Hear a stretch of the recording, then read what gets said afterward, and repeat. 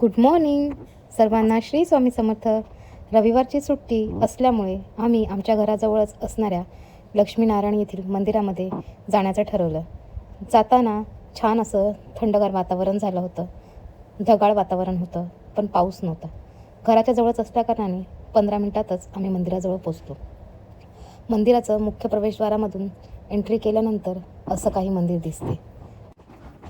नागपूरमधील हे एक भव्य आणि सुंदर आध्यात्मिक केंद्र आहे.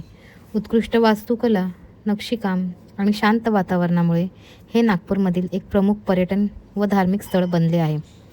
सुंदर बाग, आकर्षक रात्रीची रोषणाई, उत्कृष्ट दगडी कोरीव काम, शांत आणि पवित्र वातावरण असं या मंदिराची खासियत आहे. मंदिराच्या आत प्रवेश करण्याआधी सुरुवातीलाच इकडे लक्ष्मीची पावलं बघायला मिळतात. त्यानंतर आम्ही लगेचच गणपती बाप्पांचे दर्शन घेतले. मंदिराच्या आत गाभाऱ्यामध्ये मोबाईल वापरू देत नसल्यामुळे मंदिराच्या बाहेर जे मला शूट करता आलं ते सर्व मी व्हिडिओ बनवला आहे.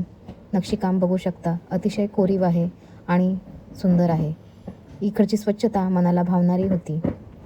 दर्शन झाल्यानंतर तिकडे थोडा वेळ बसलो. त्यानंतर आम्ही नाश्ता करायला एका ठिकाणी आलो होतो. तिकडे छान अशी मिसळ, पाव याचा आस्वाद घेतला. त्यासोबतच गरम गरम साबुदाणा वडे हे देखील खाल्ले. तुम्हाला माझे व्हिडिओ आवडत असतील तर पुढचे व्हिडिओ बघण्यासाठी चॅनलला सबस्क्राईब करायला विसरू नका. भेटूया पुढच्या व्हिडिओमध्ये.